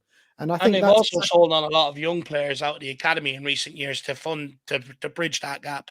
Exactly. So I don't think they're not like Chelsea and Man United, where they just spend crazy amounts of money, scattergun approach, and just bring in, top players, whatever position they are, if they've got a place for them in the team or not. I think when you're looking at City, the 115 charges aside, we'll leave that to a side for a second. I think they are the model that most teams need to copy if they want to learn how to be successful. So I think Daniel Levy would be a very smart man to follow that model. And look, but I think the core to that whole City group model is ensuring that there's one sort of single philosophy at the club that gets that sort of from top to bottom that breeds success. Everyone's working for the same thing, and with all the jobs that have cropped up around Tottenham, and a lot of people have been asking the last couple of years, what does this guy do? What does that guy do? And stuff like that. I think we're definitely gearing up towards something of that regard for sure, in terms of looking to do what the City group do. Very interesting. Imagine you have this youth system, right? So we're now building a philosophy. Let's hope that Angeball is here to stay. Everyone's been asking over the last 2-3 years since I've been in the content space. Everyone's getting annoyed with Tottenham's continual sort of pivoting from pillar to post. 1 minute you go pragmatic, then you go attractive. You go from a back three to a back four. You're buying square pegs for round holes because you buy a player on a 5-year contract, but the manager lasts for 12 months. It's a never-ending disaster. You've now gone to a hopefully the last transition to attractive football, and hopefully that will now be embedded. Even after Ange is gone, the next manager hopefully will come in and will run with the same or a similar system. But with Ange Ball specifically, it's a very unique style of football. There's not a lot of clubs out there that are doing it. Now, Tottenham apparently have transitioned their under 21s and their youth team to now all be playing the similar style of football, right? Yeah. But when that player is when they're too good for the 21s, but they're not quite good enough for the first team, like an Alfie Devine or maybe a Dorrington or Donnelly, whatever, we don't know. Where do you send these players out on loan where they're going to play a similar style of football? There is no one in the Championship. If you had the multi-club ownership, you could do that, right? 100%, right? If you go and buy a team in Belgium, or you buy a team in Sweden, or buy a team in Argentina, or wherever it might be, one of the benefits is that you can loan to within the ecosystem and make sure that everybody in the ecosystem plays the similar style of football. And that is just one of the plethora of benefits in terms of not only bringing players through the system and getting them learn or identifying talent there to come to Tottenham. But if you are embracing a multi-club ownership, then you have to also think about the other clubs as well, right? Like they are part of the system. So you want them to do well. You're thinking about them as a club, as a fan. You should also be keeping an eye and hoping that they do well. But one of the benefits of doing that is that you can control the story. You can, as an ecosystem, as an organization, say, the Tottenham group, or the whatever it's going to be called, the Hotspur football group, everybody there should be singing from the same hymn sheet. So there's shared learnings in training sessions, there's coaching styles. Everything is not just about identifying players to help Tottenham out, but everything's about moving in the same direction. And one of those benefits is that you might be able to, especially if you keep them fairly local, then you might be able to even if it's a League Two team within the English system, or a League One team, you can at least get them to play a similar style of football, so that you can then bridge that gap and get your under 21s into a team where they're going to learn and play professional football that is real and physical, and they can learn the ropes, but playing it in the same style. Because what is the point of sending out Alfie Devine if he goes to a team that plays with a back three and that sits back and does a low block? He's going to come. He's going to smash it over there, Sean. I think Dane Scarlett's loan has been a bit of a waste of time, right? He's not getting on the pitch whatsoever. But I think like you need to find the right clubs in these leagues. I don't think, you know, it has to be within the same network, but there are going to be clubs in the Championship, in League One, in League Two that play good, expansive football the way we want to play it. So I don't buy into it that it has to be like in the group or, you know, mutually beneficial that way. But you need to do more research, and when you're sending players out on loan to make sure it's a successful loan. Yeah, I 100% agree. I'm just saying that in the case of Ange Ball, it's a very specific system. So if you want the guy to come back from loan, hopefully having a good, successful loan, and then come back in and at least have a grasp of, if he's learning the system at 18, 19 and 20, but he's not quite ready for the Premier League for Tottenham, and then you send him out to an Ipswich or to a Charlton or to a Sheffield Wednesday, and then he goes there, and that might be the best, most attractive, most attacking version of a team. Like, you still do your research, but if there really isn't that many teams that play with inverted fullbacks, then is that undoing the process of what he's learned in the previous 3 years of his tuition to then come back to a system where he's played the last 12 months in a different style? I don't know. You know, I'm not a coach. Also on the flip side, Sean, when you've got a young player coming through, no matter what system they're playing, sometimes it's just good just to get on the pitch, play in men's football, build your physicality, and the tactical side can be learnt throughout the years of when he comes back under Ange. I mean, he doesn't have to go and play the same way tactically on a loan spell when they're aiding their development, do they? No, they don't have to. I'm just saying, like I say, it depends on what your program is, because not all the players that you're loaning out are going to be fit for the first team anyway. Some of them you're loaning out to put them in the shop window.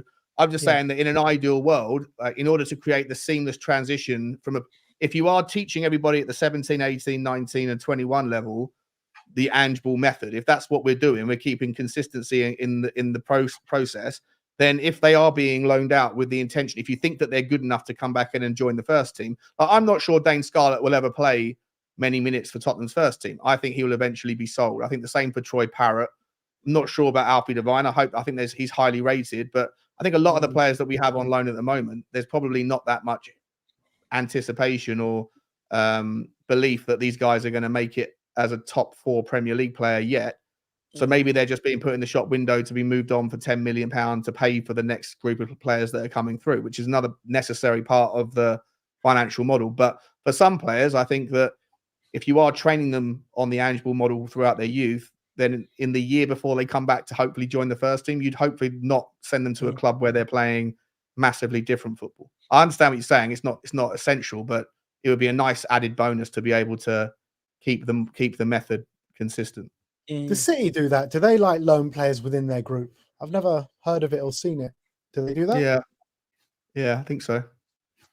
There has been transfers and stuff between the groups for sure. Now whether City the Red Bull system do. Sure. I know Red Bull do. I'm just talking about the City one particularly. I don't know how many teams the City group have got in Europe. I know they've got a team in America. They got 2 or 3 in South America. They've got one in China, one in India. Girona in Spain. Yeah. And Girona played pretty similar football, right? Pretty expansive football. Yeah. Just quickly, great discussion, boys. Great discussion. Just quickly, I mean, look, Gary, I see this being brought up towards every transfer window. The reality is some people enjoy the news, some people don't. If you're one of them that don't, you don't have to tune in. It's that simple. You know, it's that obvious. I don't know what you're in here complaining about. If you don't like it, don't tune in. It's easy. If, you know, at the end of the day, believe it or not, there are fans out there who like to talk about all aspects of the club and have discussions on it between each other. If that's not for you, then go and sit at home and be lonely. I don't care.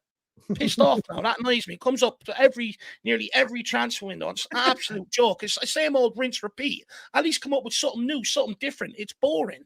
It's absolutely boring. Gary, crash a like on your way out as well. That'd be awesome.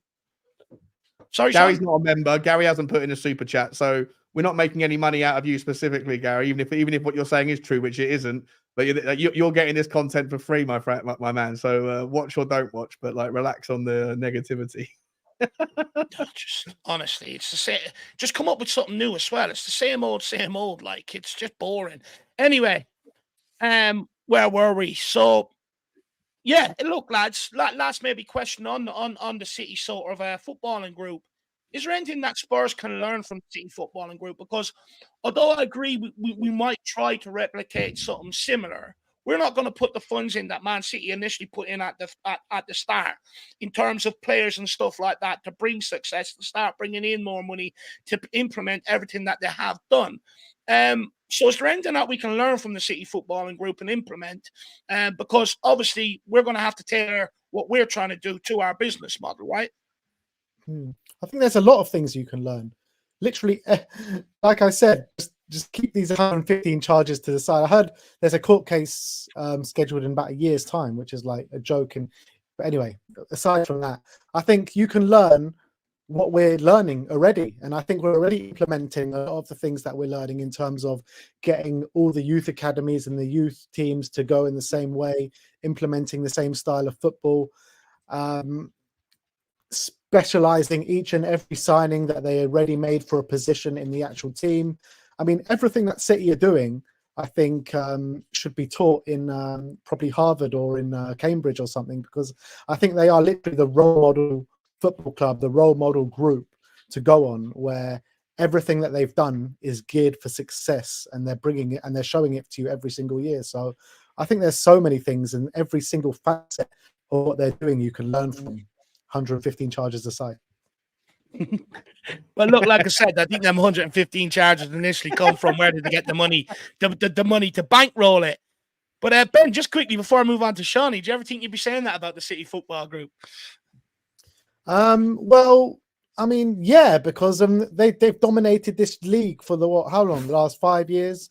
I think when Pep Guardiola came in, it wasn't like it is now. I think they're a bit all over the place. They were using that scattergun approach. They weren't as clever about it as they are now. And I think the ownership at City have kind of learned as they've gone on, and they've learned in a really good way. So I felt this way about City for the last three years or so. So I think they are the model to go on. They really are.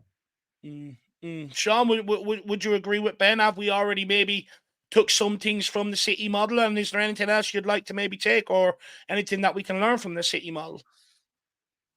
Yeah, look, I mean, I don't know how much of it is. Yeah, like I say, you have to bear in mind, right? But with multi-club ownership specifically, it's a massive jump to go from one club to whatever it is. They got 16 or something, 17, right? So, but once you've done it once you've figured out the model of doing it with one or two, then I guess you just kind of, you take the best people from those clubs, and then you put them into, just like they did with Scott Munn, right? He was really brilliant at Melbourne City, and then he was part of the story there that got them from mid-table obscurity, and then they went and won, I think the Australian Premier League like five years on the bounce or something.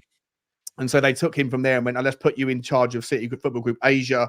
You can now disseminate your expertise to all the different clubs we own around China. I think that sort of learning, those sorts of lessons, I think that they're 5-10 years, or even if Tottenham were to get going with that stuff right now, that's 10 years away to be able to kind of to get there, because there's lots of costs involved. But I think the easiest takeaway that you can look at what the ownership of Manchester City do, that Tottenham should have done a long time ago, is employ experts. Like the owner of the football club should know what he's good at and know what he isn't good at, and get out of the way. And I think Daniel Levy could learn that lesson. Could have learned that lesson a long time ago. I don't know if he's got the hubris to be able to do it, but hire people that are better at doing what they do than you are, and let them and trust them. I think that's what Manchester City do. And obviously everything else, if you hire experts for what they're good at, then you're going to have a higher success rate at the micro detail. And then if you succeed in all the micro matters, then your macro level is going to be naturally successful as a consequence. And so, there's lots of things you can learn, as Ben said. On a smaller level, there's loads of things, but the bigger picture is hire people that are brilliant and get out of their way. Trust them and let them do their job. And actually, like over the years since Daniel Levy has taken over Spurs, he's hired so many good people that have done great jobs in previous jobs that they have had, but he's never given them full response. He's always blocked them. He's always blocked their pathway. So now he's brought in like this set of guys that he's got, Johan Lange, Scott Munn, Postecoglou, everyone that's in now. He has, like Sean said, he has to let them do their job and don't bloody stand in their way.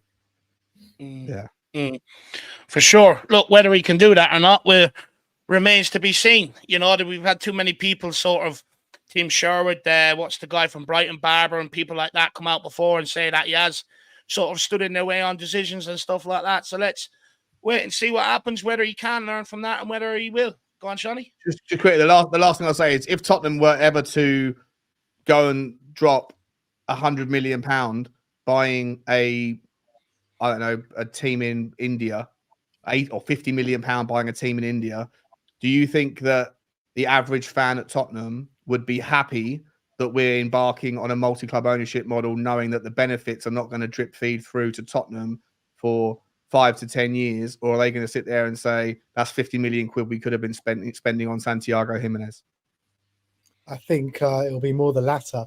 The majority will say, spend that money on the team. But I guarantee, now you've said that, now it's actually made me think. I think the first country that we're going to target is South Korea. We're going to buy a team in the K-League first and foremost. So you heard it here first. Yeah, quite possibly. Yes, probably. Yeah, you're right. 100%. Yeah. Makes a lot of sense, doesn't it? Makes a hell of a lot of sense. Yeah. Financial sense. I think City have a team out in Japan, don't they? Marinos, or Yokohama Marinos. That's where Postecoglou Ange was in the City group at once upon a time, wasn't he? Yeah, he was there with the Yokohama Marinos. I think City played Yokohama Marinos in a friendly, and Pep Guardiola actually had big praise for Pep for Ange Postecoglou after it, saying they've got 2 teams in the City group that with the same idea and everything else. So very, very high praise. Just quickly, guys, I just want to take a few of the members' questions, just sort of quick rapid fire.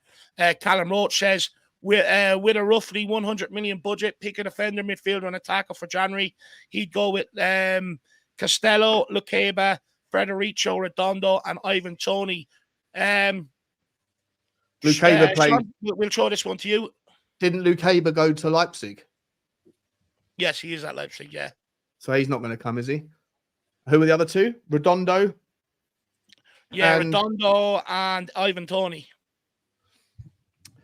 Yeah, I mean, like, Ivan Toney's probably, I think, like I said earlier, I think that Ivan Toney, I don't think he wants to come. I think he's waiting for Arsenal.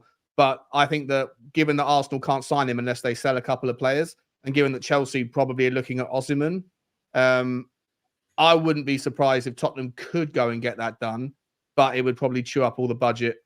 And listen, for me, I don't know. Ivan Toney, I mean, he's a well-rounded player. I'd get on board Ivan Toney. I would, but for some reason, I've just got this, like, my heart set on Jimenez. I just think Jimenez reminds me of a young Harry Kane. And I like him the way he plays. About 5 years younger. Yeah, exactly. Yeah. Interesting. So, yeah. Well, Callum Roach there, Armour Man, let me know in the comments. Do you agree with Sean's the player Sean wants to bring in here? Ben KPV says, what is your favourite Spurs versus Man City game in the Premier League era? Oh, I've got 2 that stand out. When Crouch scored at the Etihad, that was unbelievable. That was probably at the time one of the best atmospheres I've ever witnessed. I think I fell down about 10 rows when Crouch scored that day. I had cuts and bruises all over my body. Absolutely brilliant.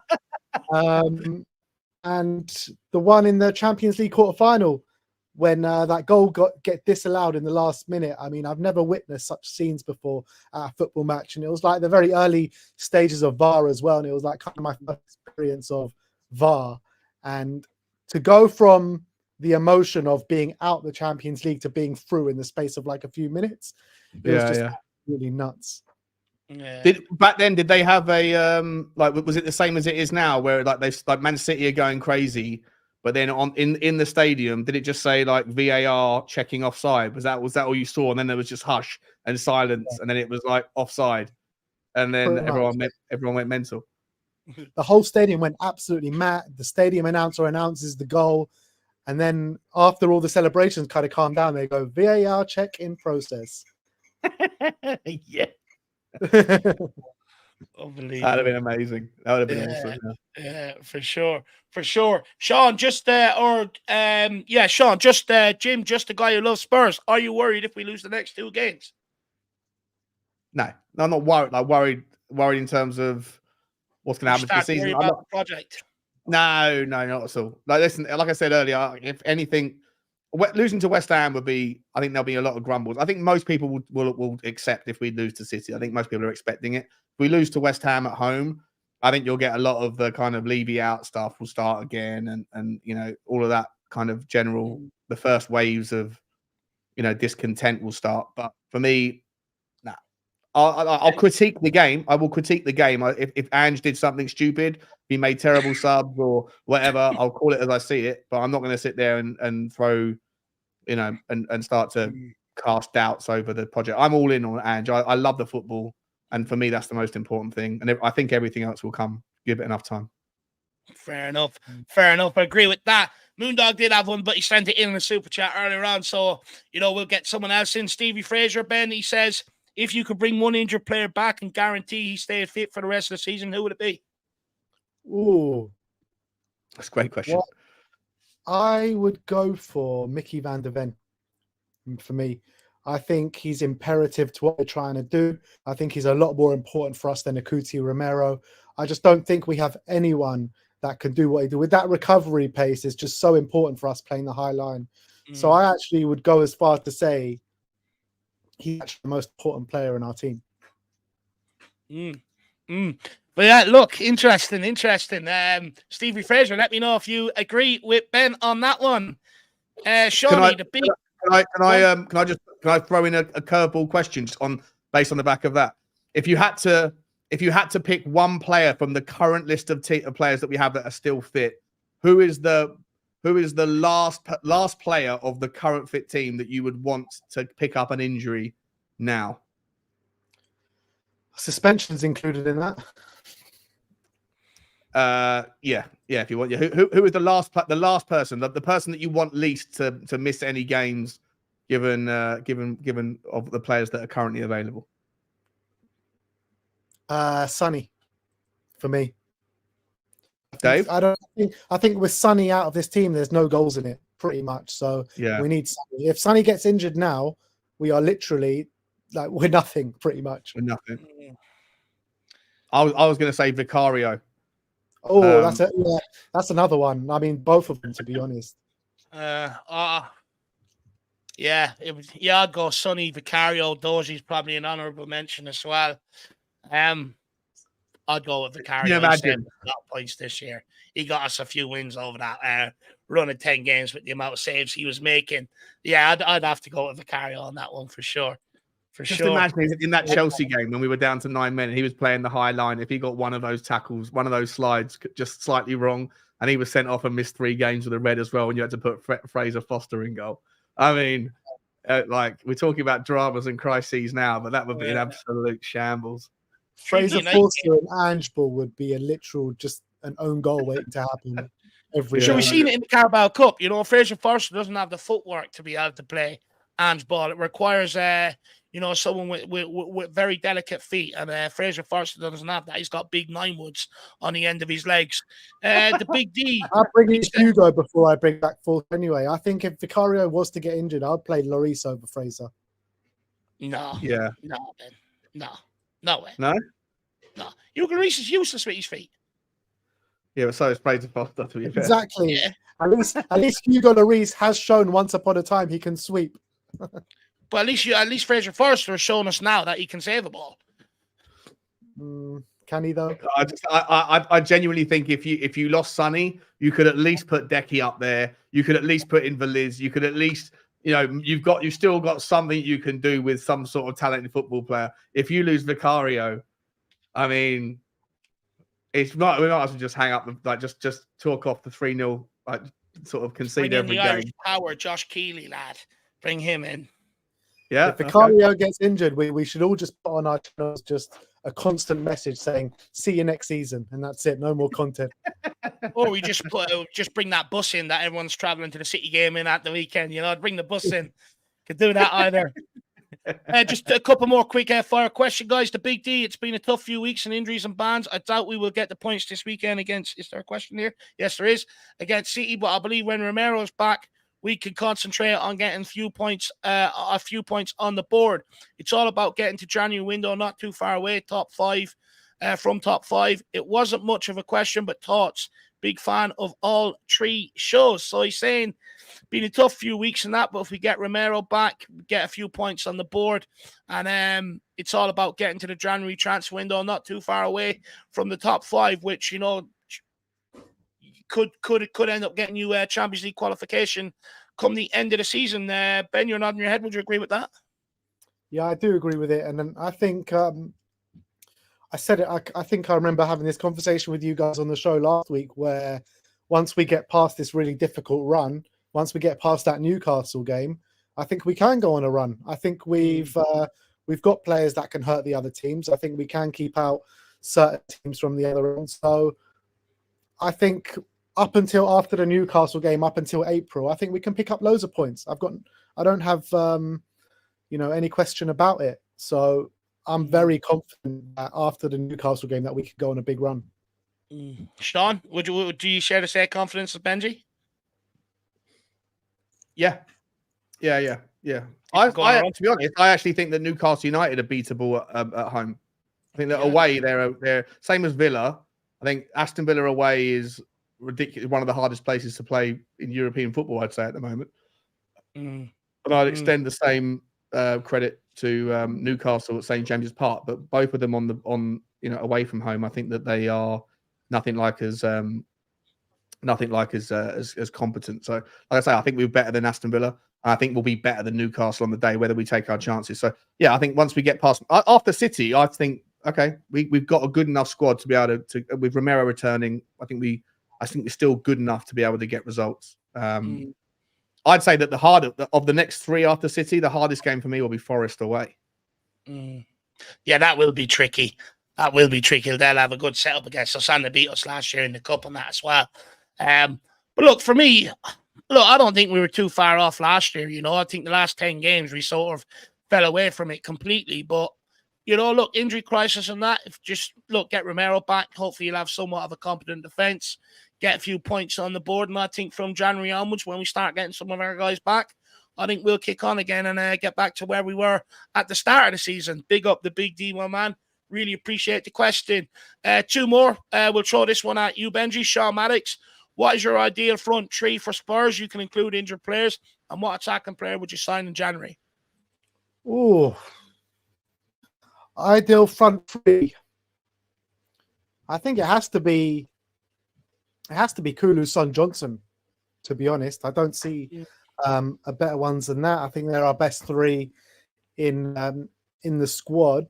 In terms of who I would sign in January, I mean, it all depends on what kind of money is available and what kind of deals we can do. But like I said before, I'll be absolutely over the moon if we could get someone like a Nico Williams in. But I think that's just a bit unrealistic for January. So I'd be very happy with a Jota on loan. I think I was very much a big advocate of bringing him in the summer. There are question marks about it, but he knows the system. Ange knows him very well. And I think he can hit the ground running. So I say bring him in on loan. There you are, Shawnee Maddox. I know you're watching. Let us know whether you agree with Ben on that or not. And Sean, last question to you. Carl Higgins, do you think we will strengthen the squad in January? If so, what positions are most urgent? And he says cheers as well. Carl, I think, mate, centre back is an absolute must. I think there'll be 3 players coming in. Maybe I think that they might even change their tune now, given our circumstances on Højbjerg. I think he'll play more minutes, but if there was to be a deal, an outgoing, I think there should be at least like the culmination of Hugo Lloris and Eric Dier situation, whether it's paying them off or getting rid of them, make space for a couple of players, and then I think you'll get at least 2 or 3 in. But then if there's other players going out the door, like if Richarlison leaves, I think that makes it easier to get another forward in. If Højbjerg leaves, then it might make it easier to bring in a midfielder as well. But yeah, at least I definitely 2. I'm hopeful of 3. A striker, a winger, and a centre back. The problem with Højbjerg leaving, though, like it just gives us more work to do. If you know what I mean, because central midfield is not like a position desperately to strengthen right now. Where if Højbjerg leaves, it becomes a desperation with Pape Sarr and Basuma going in January. So I personally would prefer to keep Kobe around. Just about that. Every time someone reminds me about these 3 more players, I get this horrible little shudder down my neck. Don't forget, we were relying on Bentancur so much for January. Yeah, you're right. Yeah, geez, yeah, it's true, so true. Yeah, and look, that's if Bentancur doesn't have more problems off the back of that as well. You know, once you do your ACL, it opens you up to a lifetime of injuries, unfortunately. But look, that's it. If your members' questions, hopefully you enjoyed them answers. Please let us know what you think below. I think you'll all agree Jack is a much better host. I prefer to sit here and argue with the two boys personally. But, you know, we'll make sure that happens next week. But look, we're going to go off to the boys, find out what's coming up on their channels. Ben, what's coming up on We Are Top TV, my man? Preview day tomorrow. So anticipation for the big game against Manchester City this weekend. So me and Sim will be in the studio and trying to come up with some sort of positive twist, if there is any, looking into how we can get 3 points on the weekend. So looking forward to that tomorrow. Well, everybody, make sure you stay tuned for that. Absolutely love the pre-match content you guys do. So everyone, make sure if you haven't, get over there, check it out, smash the subscribe button. And also, I believe, you know, someone's acting the bugger within the YouTube and, you know, unsubscribing people from channels and stuff like that. So everyone, make sure you check your notifications and that you are subscribed. I believe, Sean, you were saying that yesterday. Someone's I keep getting people like my subscribers kept sort of jumping up and down, and I was like, what's going on? And I was like, can everyone just double check that they've been that if they are subscribed, that they're still subscribed? And then I had about 10 people in the comments saying, I was definitely subscribed to you, I've been subscribed for ages, but that was unsubscribed. So I was like, oh, okay, they subscribed again. And I started asking people, just like every day I was saying, I'll just make sure you're still subscribed if you haven't checked for a while. And then I was seeing people saying, mate, I was subscribed, I was unsubscribed, I saw your video, I hit subscribed again, and then 2 days later, I'm unsubscribed again. So I've subscribed again for the 3rd time in as many days. And I'm like, I don't know what's going on. YouTube are playing silly beggars. They also put my ads on limited within 10 seconds of a live stream starting. I think they're trying to like shake the boat and annoy Sean, and they've succeeded because I'm you know, trying to silence them. You should just put up a thumbnail tomorrow, Sean, with something over your mouth, you know, just to line them up a little, play games with them. But Shawnee, what's coming up on the channel, my man? Usual stuff. If there's something to talk about, I'll talk about it on a dog walk. And doing. I'm still building this. It's interesting. We spoke about MCOs today. I'm still building out a big sort of video about the kind of the history of MCOs, the benefits to con, like in more detail. But every time I go to update it, there's something else that comes out with the story. So I want to keep it fresh.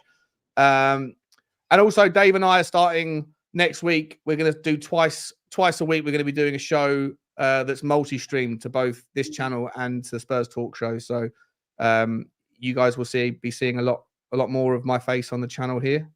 But yeah, come over and subscribe. And if you have already, then double check that you're still subscribed. You know? So there you are. And that goes for all channels. You know, what channels you're a fan of, make sure that you are subscribed to them. But also, I would say get your coffees ready for the stream next week.